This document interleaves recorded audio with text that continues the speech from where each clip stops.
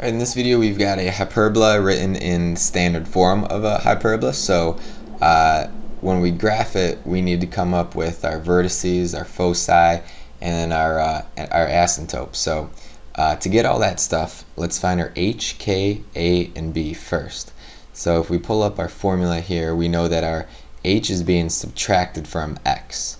So that's going to be a -1. And if you're asking, well, wait, why isn't that a positive one? Well, our formula is x minus h. So if our h is -1 and we plug in that -1 for h, well, x minus a -1 is x plus 1, which is what we have right here. So that's our h. Our k is going to be what's subtracted from y, so a +1 is being subtracted from y. Our a, well, a squared is always the bigger number, so that's going to be a squared. So if we solve that for a, our a is going to be 4. And then we do the same thing for this one. That's going to be b squared. So if we solve that for b, we know that b is going to be 3. So that's important to call out those 4 specific numbers, because we use those numbers to find our vertices, foci, and our asymptotes. So next step is to come up with the vertices. So I'll flash my formula here for vertices. I know that that's going to be h plus or minus our a, so we'll just do h, which is -1, plus our a, which is 4, comma our k, which is 1. And if we simplify that, that'll be 3 comma 1. And then we do our other vertex point, which is -1 minus 4 comma 1. And if we simplify that, that's going to be a -5 comma 1.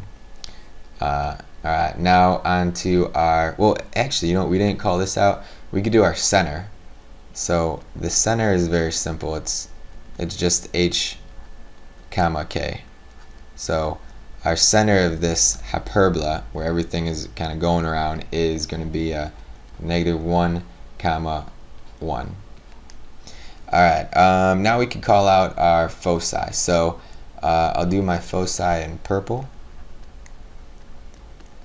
So our foci, you see, here's the formula. We're going to be working with the c. So we need to calculate c because we don't have that just yet. Our formula for c is c squared equals a squared plus b squared. Okay, that's going to be for hyperbola.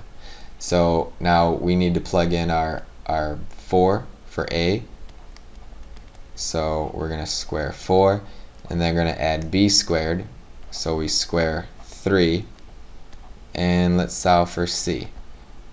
That's 16 plus a 9. So that's going to be 25. If we take the square root of this side, which means we have to take the square root of that, we're going to get a c equals 5. So now we could actually figure out our foci. We're going to take our h, which is -1, and then we're going to add and also subtract c. But first we'll do the addition. So plus 5, comma, and then our k, which is +1. So this is going to be a 4 comma 1. And then we want to do -1 minus 5 comma 1. So -1 minus 5, we've got -6 comma 1. So there's our 2 foci, or 2 focus points, which is our foci. What else? Alright, so now we want to find our asymptotes that are going to go across our graph. And if we know our center, we could use the slope of our asymptotes to draw those lines. So here's the formulas for the full line, which would be the asymptote. But all we really need is the slope. So that's going to be y equals plus or minus b over a, I believe.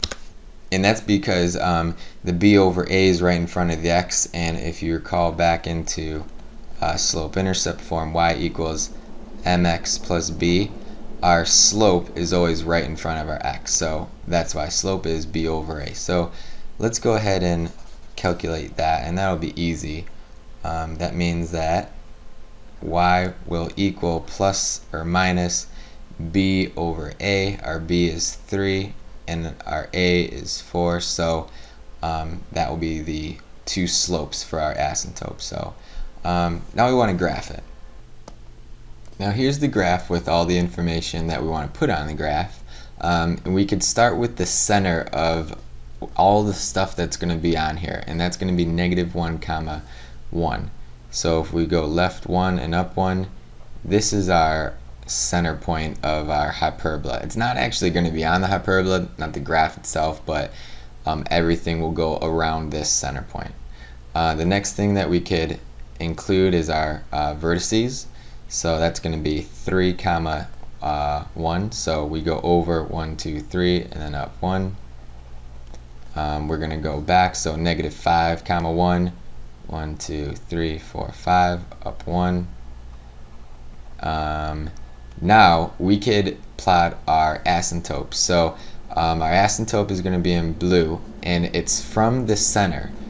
So from this center point, we're going to go up 3 over 4 for the positive slope. So up 1, 2, 3, and then over to the right 1, 2, 3, 4.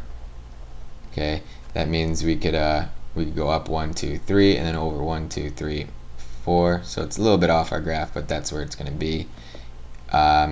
So that's going to be the slope, and I could draw in that line actually right here. It's going to be, I'll do my best to keep it straight here. Okay, it's going to be something like that. That's about as straight as I could get.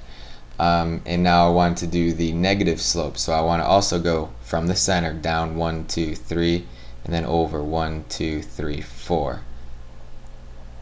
And I could go down 1, 2, 3, and then over 1, 2, 3, 4.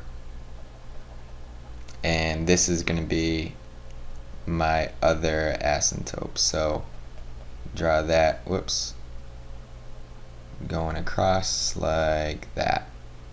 Okay, now I could fill in my actual graph. So let's do that in this brownish. From here, I'm going to curve it towards my asymptote. Right, my hyperbola doesn't actually touch it, but it approaches it. And then I want to curve this kind of down this way. Again, it approaches it, but it doesn't actually touch my my asymptotes. And then I do the same thing over here. I curve that this way going up, and then I come back down this way and going like that. Okay, so this part right here, this curve, as well as this curve right here, that's my actual hyperbola. And then the last thing that I could toss in there is my foci, and that's going to be 4, 1. So we go up, over 1, 2, 3, 4, and then up 1. So that's going to be a focus point. And then we also do -6, 1. So back 1, 2, 3, 4, 5, 6, and then up 1. And that is my other focus point. So that's my graph.